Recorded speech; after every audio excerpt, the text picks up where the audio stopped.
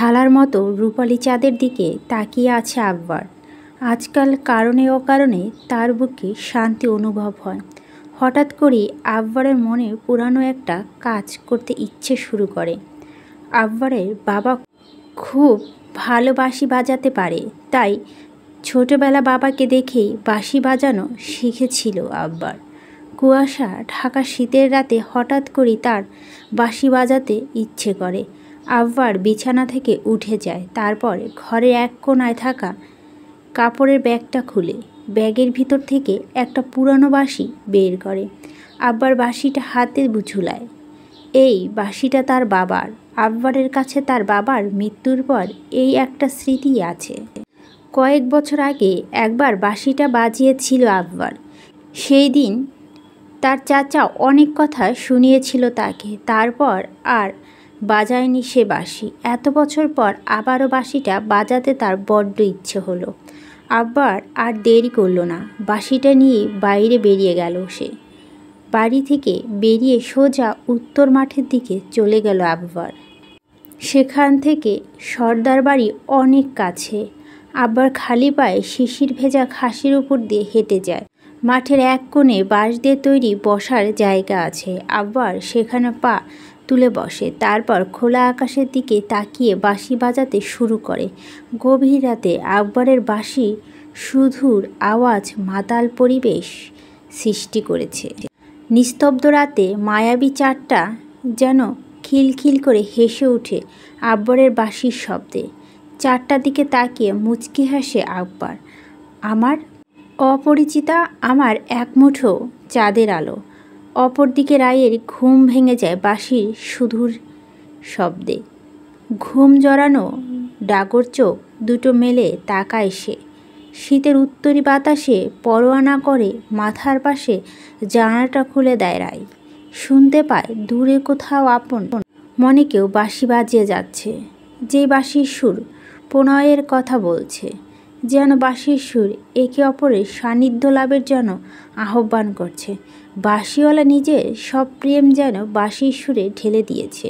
বাঁশির সুধুর আওয়াজ শুনতে শুনতে রায়ের চোখে এক সুবল বালকের প্রতিচ্ছবি ভেসে ওঠে। রায় নিরালয়ে নিঃশব্দে হেসে তার কথা মনে করে। গ্রামের সাধারণ মানুষের কাছে শীত আর গরম নেই।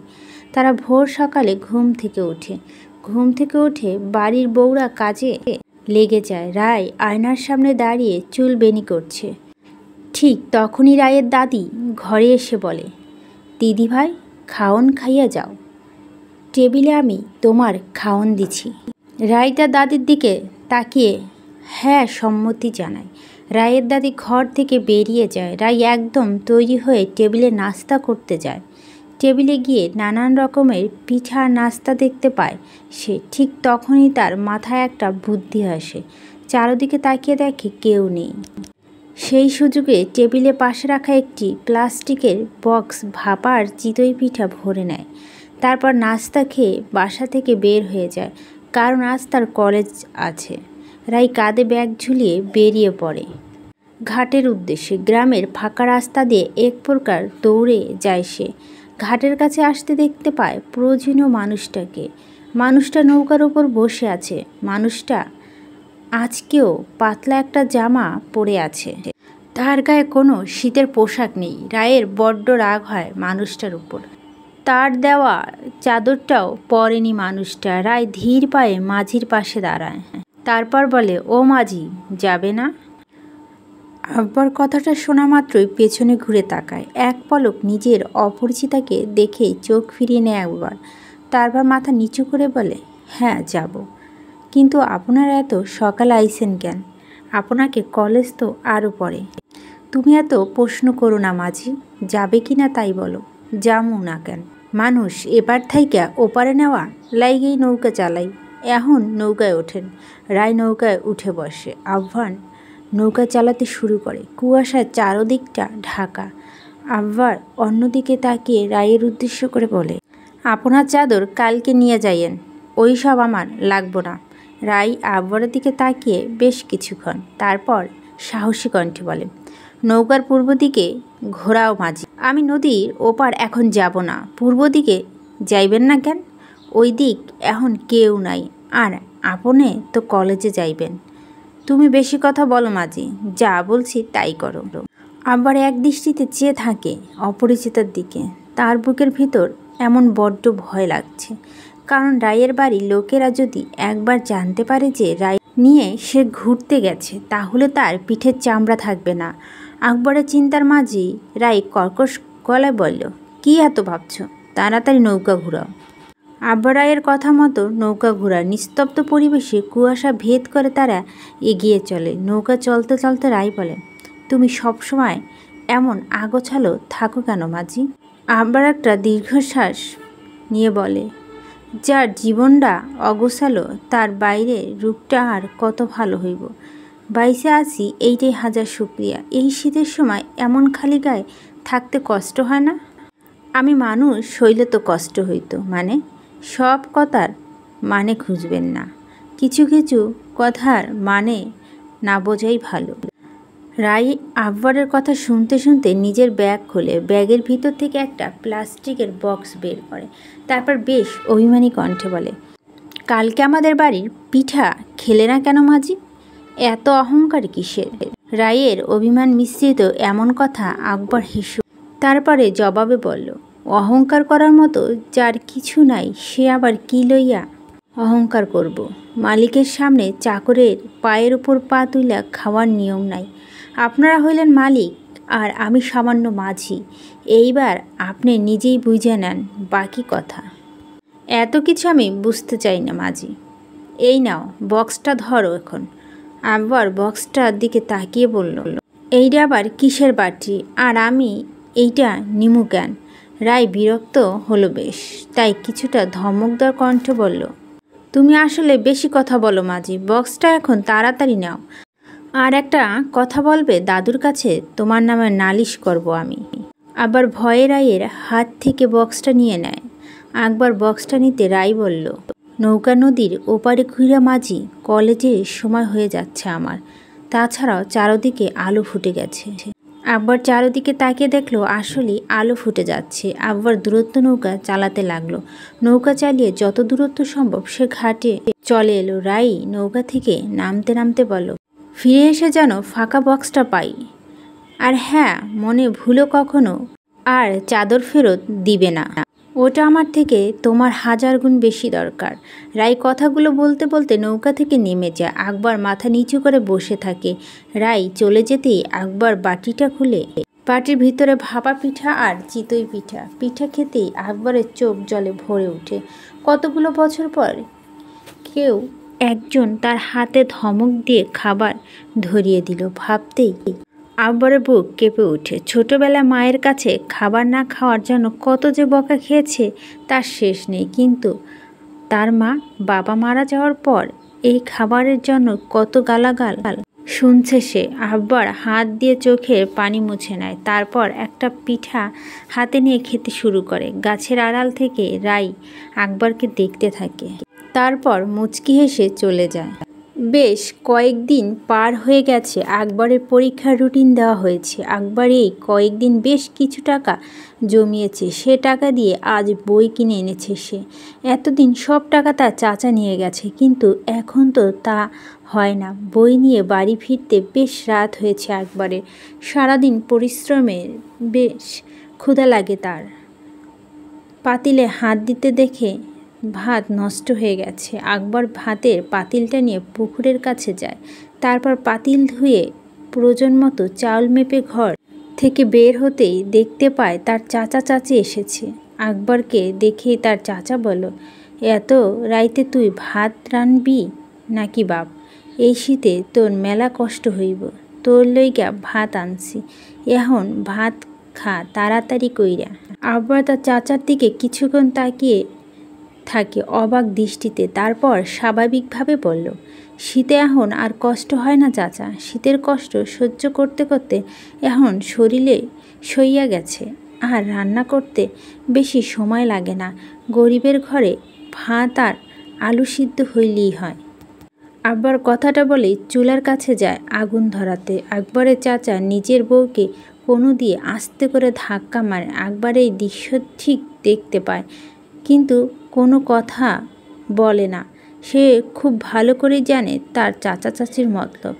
আকবরের চাচি দাঁত বের করে আকবরের কাছে আসে, তারপর দরদ দেখা বলে, আমরা থাকতে তুই ভাত আর আলু ভর্তা খাবি কেন? আমি মাংস ভাত নিয়ে আইছি তোর লাইগা, চল হাত মুখ ধুইয়া খাবি। আকবর অপরিপক্ক হাতে চুলায় আগুন ধরিয়া বলে, তার আর দরকার নাই চাচি, খাই আর না খাই আমি এখন অনেক ভালো আছি। এখন আর পচাবাসি খাই না, এখন আর কারো হাজার কথা শুনি না, আর তোমার হাতে ওই মাংস ভাত আমার গলা দিয়া নামবো না, তুমি নিয়া যাও। তুই কি আমগো উপর রাগ কইরা আসোস? আমি রাগ কইরা নাই চাচি, তোমরা ঘরে চইলা যাও, আমার কথা তোমাগো ভাবতে হইব না। আকবর কথাটা বলে পুকুর পাড়ে চলে গেল। তার চাচা চাচিকে আর কোনো কথা বলার সুযোগ দেয় না সে।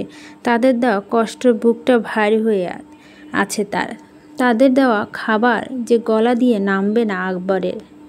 চাইলেও বুকের ভিতরটায় চেপে রাখা কষ্ট প্রকাশ করা যায় না। পুরুষ মানুষ বলে কথা, বুক ফাটানো মুখ ফাটে, কিছু বলা যাবে না। আকবরের খাপছাড়া ব্যবহার তার চাচা চাচি আর কোনো কথা বলল না, নিজেকে ঘরের দিকে চলে গেল। তার চেয়েছিল আবার আকবরকে নিজের ঘরে নিয়ে যেতে, কারণ এতদিন আকবরের ইনকামের সব টাকা তো তারাই খেয়েছে। তারা যে নিজেদের দোষে সোনার ডিম পাড়া হাঁসটা হারিয়েছে তা খুব ভালোভাবে বুঝতে পেরেছে। পার হয়ে গেছে আরও 3 দিন। বিকেলের পর বাড়িতে আসছে আকবর, যত দূরত্ব সম্ভব। এখন তার মাছ ধরা জাল খালের পানিতে বেঁধে দিতে হয়, তারপর গোসল করতে হয়। গ্রামের মাছ ব্যবসায়ীদের প্রতিদিন মাছ দিলে বেশ কিছু টাকা পায় সে। সেই টাকা দিয়ে পরীক্ষা চলাকালীন সময় খরচ হয়ে যাবে। আকবর খালের পানিতে মাছ ধরার জাল পেতে দিল, তারপর শার্ট খুলে খালের পানিতে গোসল করতে শুরু করে। অন্যদিকে রাই নিজেকে খেজুর গাছ থেকে এক কলসি রস নিয়ে বাড়ির দিকে যাচ্ছে। তার দাদু লোক দিয়ে রস নামিয়েছে। সে রস নিয়ে খাল পাড়ে রাস্তা দিয়ে বাড়ি যেতেই রাই আকবরকে দেখতে পেল। অপরদিকে খালে ঠান্ডা পানিতে ডুব দিয়ে আকবর কাঁপতে শুরু করছে। হাত দিয়ে নিজের শরীর ঘষতে লাগলো আকবর। ঠিক তখনই খালের ওপর দিয়ে থেকে রায় চিৎকার করে বলল, সাবান ছাড়া শরীরে ময়লা যায় না গো মাঝি, বাজারে কসকো সাবান ব্যবহার করবা। আর এইভাবে কাপড় খুলে গোসল করা কিন্তু ভালো না, মানুষের নজর লাগতে পারে। হঠাৎ এমন কথা আকবর চমকে ওঠে। পিছন ফিরে দেখতে পায় তার অপরিচিতা কন্যার খালের ওপার দাঁড়িয়ে আছে। রাইকে দেখে আকবর 2 হাত দিয়ে নিজেকে ঢাকতে চাইল, কিন্তু খুব একটা সুবিধা হলো না। আকবরের এমন অবস্থা দেখে রাই খুব জোরে হাসতে লাগলো। আকবর এক মনে তাকিয়ে আছে সেই হাসির দিকে। শীতে কাঁপতে থাকা শরীরটাও যেন পাথর হয়ে গেছে আকবরের। এক দৃষ্টিতে সে রাইকে দেখতে থাকে। রাই তার হাত থাকা মাটির কলসিটা কোমরে তুলে নেয়, তারপর নিজের হাসিটা একটু চেপে বলে, বাহ মাঝি, দেখি লজ্জা পাও, থাক আমি বাড়ি যাই। রাই হাসতে হাসতে চলে যেতে থাকে। কিছুটা পথ যেয়ে আবারও পিছু ফিরে আকবরের দিকে তাকা। আকবর মাথা নিচু করে পানিতে দাঁড়িয়ে আছে। ছাকড়া দেওয়া চুলগুলো পানিতে ভিজে তার কপালে লেপ্টে আছে। ঠান্ডা পানির স্পর্শ আকবরের শ্যামলা শরীরটা কেঁপে উঠছে। রায় মুচকি হেসে আবারও চলতে শুরু করে বাড়ির দিকে। বাড়িতে এসে রায় রান্নাঘরে যায়, দেখতে পায় তার মা নানান ধরনের খাবার সাজাচ্ছে। রায় সেই খাবারে হাত দিতে গেলে তার মা বলল, খাবারে একদম হাত দিবি না রায়, চেয়ারম্যান সাহেব বাড়ি থেকে লোক এসেছে, আমি নাস্তা বানিয়ে দিচ্ছি, তুই নাস্তাগুলো নিয়ে যা। ঠিক আছে দাও। নাস্তাপত্রে ট্রে নিয়ে বসার ঘরের দিকে পা বাড়ায় সে। বসার ঘরের সামনে এসে রায় তার বাবাকে ডাক দেয়। রায়ের বাবা রায়কে নাস্তা নিয়ে ভিতরে যেতে বলে। ভিতরে যে 2 জন লোকে দেখতে পায় রায়। প্রথমে মুচকি হেসে তাদের সামনে সালাম দেয়, তারপর তাদের সামনে নাস্তার ট্রে রাখে। রায়ের বাবা লোক দুটোর মধ্যে একজনের উদ্দেশ্য করে বলল, আসলাম ভাই, এইটা আমার মাইয়া রায়। লোকটা রায়ের দিকে তাকিয়ে হেসে বলল, ওরে তো অনেক পিচ্ছি দেখিছিলাম, অনেক বড় হইয়া গেছে। তা কাদের ভাই, মাইয়া বিয়া দিবা না? রায়ের বাবা ইশারা রায়কে চলে যেতে বলো। রায় ঘর থেকে বের হতে রায়ের বাবা বলো, কি যে কন আসলাম ভাই, ইচ্ছা আছে রায়ের আরও পরামো, বিয়ে দিতে দেরি আছে। আমার পরীর মতো মাইয়া লাইগা পোলার অভাব হইব না। দরজার ওপাশ থেকে বাবার কথা শুনে নেয়। অজান্তে নিজের বাবার প্রতি শ্রদ্ধা বেড়ে যায়। তার বাবা ওপর থেকে শক্ত হলেও ভিতরে যে বড্ড নরম, তা ভালোই বুঝতে পারে রায়। পার হয়েছে একদিন, আকবর নদীর ঘাটে বসে আছে। তাই অপরিচিত কন্যা ছুটির সময় হয়ে গেছে। কিছুক্ষণের মধ্যেই নাচতে নাচতে আসবে মেয়েটা। আকবরের ঠোঁট অকারণেই হাসি। মনের আনন্দে আকবর গান গেয়ে উঠল। সব সখীরে পার করিতে নেব আনা আনা, তোমার বেলায় নেব সখী তোমার কানের শোন। আমার কানে তো সোনার দুল নাই মাঝি, তাহলে কি নিবা? তুমি চাইলে আমার মন নিতে পারো। কল্পনার বসবাস করা মানুষটার কথা শুনে আকবর নিজে হুঁশ আসে। রায়ের দিকে তাকিয়ে আকবর নিচু গলায় বলল, আপনি কখন আইলেন? আমি তো টের পাইলাম না, আমি মাত্র এসেছি। আপনি নিজের মতো গান গাইতে ব্যস্ত ছিলেন, তাই টের পাননি। তবে আমি কিন্তু আপনার গানের প্রেমের সাগরে ডুবে গেলাম। রায়ের এমন কথায় আকবর কি বলতে বুঝতে পারে না।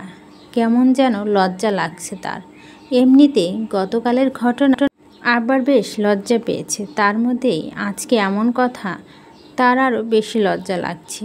এই মেয়েকে যে যথেষ্ট ভদ্র ভেবেছিল, কিন্তু সেই মেয়ে বদহাড্ডি একটা, তাকে যা নয় তাই বলে। রায় নৌকায় উঠে বসে। আব্বা রায়ের দিকে নৌকা চালায়। রায় পুরো সময় আর কোনো কথা বলেনি। নৌকা যখন ঘাটে চলে আসলো, তখন রায় নিজের ব্যাগ থেকে একটা চিরকুট বের করে আকবরের দিকে এগিয়ে দিয়ে বলল, এটা আপনার জন্য। রাতে মন দিয়ে পড়বেন আর আমার কথা ভাববেন। আকবর চিরকুট দেখে ঘাবড়ে যায়। তারপর বেশ অপ্রস্তুত গলায় বলল, এটার মধ্যে কি লেখা আছে? রায় কিছু একটা ভেবে নিয়ে বলল, যা ইচ্ছে লেখা আছে, এখন তাড়াতাড়ি ধরুন। আকবর মাথা নিচু করে দাঁড়িয়ে থাকে। চিঠিটা ধরার সাহস হয় না তার। একবার যদি কেউ জানতে পারে তাহলে তার রক্ষা নেই। আকবরের দাঁড়িয়ে থাকতে দেখে রায়ের রাগ হয়। তাই ধমক দিয়ে বলে, আপনি কি ধরবেন নাকি আমি দাদুর কাছে বিচার দেব আপনার নামে? আকবর খাপ করে চিঠিটা ধরে। এই মেয়েটা এখন আকবর অকারণেই ভয় দেখায়। আকবরের রাগ হয় প্রচুর, কিন্তু কিছু বলতে পারে না। ধবধবে সাদা কাগজে লেখা 2 লাইনের চিরকুট পড়েই আকবরের চেহারা অন্ধকার নেমে আসে। চিরকুটটা কম হলেও 20 বার পড়েছে সে। চিরকুটের দিকে কিছুক্ষণ তাকিয়ে থাকে আকবর। তারপর তার ময়লা ভরা হাতে স্পর্শ করে চিরকুটের পাতা। বুকের মাঝে চেপে ধরে ধবধবে সাদা কাগজের টুকরোটা। এক অদ্ভুত প্রশান্তি বয়ে যায় আকবরের মনের মধ্যে। আকবর আরও চিরকুটটা হাতে নেয়। কেন যেন তার বুকের ভেতরটা অশান্ত হয়ে যাচ্ছে। আবার চিরকুটের দিকে তাকায়। সেখানে বেশ ভালো করে লেখা, রাতে আমাদের বাড়ির পিছন দিঘির ঘাটে চলে আসবা মাঝি, নইলে দাদুর কাছে বিচার দেব তোমার নামে। 2 লাইনে এই সংক্ষিপ্ত চিরকুট পড়ে আকবর খোলা আকাশের দিকে তাকায়। মুচকি হাসে আনমনে। হয়তো বিনা শব্দে মনে হাজারো কথা প্রকাশ করছে সৃষ্টিকর্তার কাছে। শীতের কুয়াশা ঘেরা রাতে চারদিকে জনশূন্য। রাত ঘড়িতে হয়তো 10টা বাজে। আকবর কুয়াশা ঘেরা রাতে বেরিয়ে যায় ঘর থেকে। তার বুকের ভেতরটা খুব কাঁপছে। সে জানে না আজকে কি হবে, তবে নিজে অচিন্ত জীবনের সাথে একটা সুন্দর জীবনকে জড়াতে দেবে না সে। আকবর বাড়ি থেকে বের হওয়ার সর্দার বাড়ির দিকে রওনা দেয়, কেননা তার অপরিচিতা কন্যা তাকে যেতে বলেছে। সর্দার বাড়ির পিছনে বড় বাগান, বাগানের ভেতর থেকে দিঘি ঘাটে যেতে হবে তাকে। বেশ সময় লাগবে। শীতের রাতে 10টার সময় গ্রামে মানুষ তো ভালো, কোনো পশু পাখি পর্যন্ত সজাগ থাকে না। আকবর দিঘির ঘাটে পৌঁছে যায়, কিন্তু সেখানে কেউ নেই। চারদিকে পিন পিন নীরবতা। তবে চাঁদের আলোয় দিঘির পানি রূপার মতো চকচক করছে। আকবর দিঘির পাশে থাকা বড় কাঁঠাল গাছের গোড়ায় বসে। অনেক সময় পার হয়ে যায়, কিন্তু রায়ের আসার নাম নেই। আবরার নিজের একাকিত্বকে বিসর্জন দিতে কোমরে গুজে রাখা বাঁশের বাঁশি বের করে, তারপর মনের সুখে বাঁশি বাজাতে আরম্ভ করে। হঠাৎ নুপুরে ঝুমঝুম শব্দে আকবরের ধ্যান ভঙ্গ হয়। আকবর পিছনে ঘুরে তাকায়, কিন্তু পেছনে কেউ নেই। আকবর কেন যেন মনে হয় তার অপরিচিত তার আশেপাশে আছে, কিন্তু এদিক ওদিক তাকিয়ে থেকে কাউকে দেখতে পায় না সে। শিশিরের ভেজা শুকনো পাতায় কারো পায়ের স্পর্শ পড়তেই মর্মর শব্দ হয়, কিন্তু সেই শব্দ কয়েক মুহূর্ত পরে মিলিয়ে যায়। আড়ালে থাকা ছায়া মানবী যেন চোর পুলিশের খেলা খেলছে। হঠাৎ করে একটু দূরে থাকা মোটা আম গাছটার দিকে আকবরের চোখ যায়। অন্ধকারের মাঝেও এক টুকরো সাদা কাপড় তার চোখ এড়িয়ে যায় না। আকবর ধীর পায়ে এগিয়ে যায় আম গাছের দিকে, তারপর উল্টো দিকে মুখ করে দাঁড়িয়ে আবেগীয় গলায় বলে, যার এত লাশ সে কেনেই রাইতে বেলায় আমারে আইতে কইছে? সে কি জানে না চরিত্রহীন পুরুষ জানোয়ারের চাইতো খারাপ? গাছের আড়ালে লুকিয়ে থাকা লজ্জাবতী কন্যা জবাবে বলল, চরিত্রহীন কোনো পুরুষ মানুষকে তো আমি ডাকিনি, আমি তো আমার পরাণ মাঝিকে আসতে বলছি। আকবর মাথা নিচু করে হাসে। উপহাস মিশ্রিত হাসি হেসে আকবর জবাবে বলল, বোকা মাইয়া মানুষ আপনি। এই যুগে সবাই মুখোশ পইরা থাকে, বাইরে থেকে কাউরে চেনা যায় না। গাছের আড়াল থেকে লজ্জা মিশ্রিত কণ্ঠে রাই বলল, ব্যতিক্রম একটা মানুষের কাছে বোকা থাকতে ক্ষতি কী? ব্যক্তিগত মানুষের সামনে চালাক না সাজাই ভালো। আকবরের কপাল কুঁচকে যায় এমন কথা শুনে। কেন যেন রাগ হয় তার এই মেয়ের উপর, কিন্তু প্রকাশ করতে পারে না। রাই গাছের আড়াল থেকে বের হয়। চাঁদের আলোয় শুভ্র পোশাকে রাই দাঁড়িয়ে আছে, কানে তার ছোট্ট ঝুমকা, দুই হাতে সাদা রেশমি কাচের চুড়ি। আকবর আর রাই একে অপরের দিকে তাকিয়ে থাকে। তার পলক ফেরাতে যেন ভুলে গেছে। আকবরের দিকে তাকিয়ে আস্তে আস্তে রাই বলল, কেউ একজন যে পাগল করার মতো বাঁশি বাজায় তা আগে জানতাম না। আকবর রায়ের দিকে তাকিয়ে বলল, আপনারে কি ভয় লাগে না? এখন যদি আপনার বাপে দেখা তাহলে কি হইব? রাই আকবরের দিকে তাকিয়ে বলল, আব্বা এখন মরার মতো ঘুমাচ্ছে, আর আমি একজনকে বলেই এখানে এসেছি। সে তোমার ব্যাপারে সব জানে। আকবর বেশ ভয় পায়। নিজের বুকে থুতু দিয়ে আকবর বলে, আপনি আমার ব্যাপারে কারে কি কই? আল্লাহ, আমারই কি জানে মারার ইচ্ছা আছে আপনার? হ্যাঁ, ইচ্ছা আছে। কথাগুলো বলতে বলতে দিঘির দিকে পা বাড়ায় রাই। দিঘির পানিতে নিজে সুন্দর পা দুটো ডুবিয়ে দেয়। তার ফর্সা রূপার নূপুর চকচক করছে। আকবরের মনে হচ্ছে এই নূপুর শুধু রায়ের জন্য তৈরি হয়েছে। রাই পেছন থাকা আকবরের দিকে তাকায়, তারপর আবেগ ভরা কণ্ঠে বলল, দাঁড়িয়ে আছো কেন মাঝি? এভাবে দাঁড়িয়ে থাকলে কিন্তু আমি চলে যাব। আকবর তার অপেক্ষা করল না, দ্রুত রায়ের পাশে বসে। রায় দিঘির পানিতে পা ডুবিয়ে বসে আছে। রূপালি চাঁদের আলো রায়ের চেহারা এসে পড়ছে। আকবর তাকিয়ে আছে এক মনে। আকবরের মনে হয় চাঁদের আলোয় তার অপরিচিত কন্যা আরও সুন্দর হয়ে গেছে। আকবরকে নিজের দিকে তাকিয়ে থাকতে দেখে রায় বলল, এইভাবে তাকিয়ে আছো কেন মাঝি? আকবরের কেন যেন কোনো কথা বলতে ইচ্ছে করছে না। সামনে বসে থাকা মেয়েটার মনে কথাগুলো বুঝেও আজ সে নিরুপায়।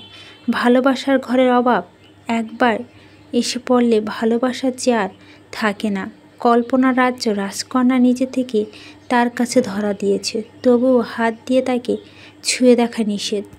আবার নিজের দৃষ্টি পানিতে নিক্ষেপ করে বলল, আমারে ডাকছেন কেন? আকবরের প্রশ্নের জবাবে রায় দিল না, উল্টো নিজেই প্রশ্ন করে বলল, তুমি জানো না কেন ডাকছি, নাকি বুঝতে পারছো না? এতটা অবুঝ তুমি নও। আপনি যা চাইতেছেন তা এই জীবনে সম্ভব না। চাঁদের গায়ে কলঙ্ক আছে, কিন্তু আমি চাই না আপনার গায়ে কলঙ্ক লাগুক। এমন কিছু করবেন না যে সমাজে কারো কাছে আপনার ছোট হন। সমাজের কথা আমার কিচ্ছু যায় আসে না মাঝি, তুমি শুধু আমার কথা বুঝলেই হবে। আকবর উঠে দাঁড়ায়, তারপর বেশ শক্ত গলায় বলে, সব কথা বুঝলে প্রকাশ করা যায় না। একবার নিজের দিকে তাকান। আপনের আসমানের চাঁদ আর আমি বামন। বামন হইয়া চাঁদে হাত বাড়াইতে চাই না, হাত পুইরা যাইব আমার। আর আপনি এইখানে রাইতের বেলা আইসেন কেন? এখন যদি কেউ দেখে ফেলায় তাহলে কি হইব আপনার জানেন? আপনি আর সমাজের মুখ দেখাইতে পারবেন না, আর আমার শরীরে একটা হাড্ডিও ঠিক থাকবে না। মনের কথা মনের ভিতরে কবর দিয়ে দেন। আবার পিছনের দিকে যেতে রইল। রাই একবারে হাত আলগে ধরে, চোখে আর পানি টলমল করছে। নিজেকে যথেষ্ট সামলে রাই বলল, এই দুনিয়ায় কেন তৈরি হয়েছে জানো মাঝি? এই দুনিয়ায় তৈরি হয়েছে ভালোবাসার জন্য। সেই সৃষ্টি শুরু থেকে ভালোবাসা বাধা ছিল। আদম আর হাওয়া কি শুধু নিষিদ্ধ ফল খাওয়ার জন্য পৃথিবীতে এসেছে? না মাঝি, তারা ভালোবাসার পরীক্ষা দিতে এই পৃথিবীতে এসেছিল। দুজনকে পৃথিবীর দুই প্রান্তে মহান আল্লাহ নামিয়ে দিয়েছিল। তারা এই বিশাল পৃথিবীতে একে অপরকে খুঁজেছে। একে অপরকে পাওয়ার জন্য আল্লাহর কাছে কেঁদেছেন বছরের পর বছর। জনশূন্য এই দুনিয়ায় একে অপরের জন্য চিৎকার করে কেঁদেছেন। একসময় আল্লাহ তাদের ক্ষমা করে দিলেন। আল্লাহ ক্ষমার সাথে সাথেই তারা একে অপরের সামনে উপস্থিত হলেন। আল্লাহ তাদেরকে একে অপরের গুরুত্ব বুঝিয়েছেন। ভালোবাসা পাপ না, দরকার হলে তুমিও সময় নাও, যত ইচ্ছে সময় নাও। তোমার জন্য আমি সবার সাথে যুদ্ধ করতে পারবো। আমি তোমাকে অনেক ভালোবাসি মাঝি। আমার ভালোবাসা সত্যি হলে আমি তোমাকে পাবো। শুধু একটা অনুরোধ তোমার কাছে, আমার ভালোবাসাকে কখনো অসম্মান করো না। আমি সবসময় তোমাকে খোদার দরবারে চাইব। মন থেকে চাইলে আল্লাহ কাউকে ফেরায় না। একবার নিজের হাত থেকে রাইয়ের হাত সরিয়ে বলব, আপনি আমার ভালোবাসেন না। আমি আপনার আবেগ ছাড়া আর কিছুই না। আর একটা কথা শুনুন, আপনার আর আমার মিল কোনো দিন সম্ভব না। আপনার আমার গল্প সমাপ্ত থাইকেই যাইব। আকবর কথাগুলো বলে হাঁটতে শুরু করে। কিছু পথ যেয়ে আবার রাইয়ের কাছে ফিরে আসে। তারপর রাইয়ের দেওয়া চাদরটা খুলে ভাঁজ করে নেয়। ভাঁজ করে চাদরটা রাইয়ের হাতে দিয়ে আকবর বলল, এই চাদর আমার লাগবে না। কারো দয়া দরকার নেই আমার। আপনার জিনিস আপনার কাছেই থাক। চাদরটা রাইয়ের হাত দিয়ে আকবর হাঁটতে শুরু করলো। রাই চাদরের দিকে তাকিয়ে নিজের চোখে পানি মুছে নেয়। তারপর পেছন থেকে আকবরকে বলে, আমার ভালোবাসাকে ছোট করে অধিকার আপনাকে কে দিয়েছে মাঝি? রাইয়ের এমন প্রশ্ন আকবরের পেছনে তাকায়। রাই ধীর পায়ে এগিয়ে আসে আকবরের দিকে। তারপর আবেগ জড়ানো কণ্ঠে বলে, আমাকে যা ইচ্ছে বলুন, কিন্তু আমার ভালোবাসাকে নয়। আমাকে তো ভালোবাসতে পারেন না। আমার ভালোবাসা তো একটা সুন্দর সমাপ্ত দিতে পারবেন না। তাই আমার ভালোবাসার সম্মান হিসেবে একটা কাজ করেন।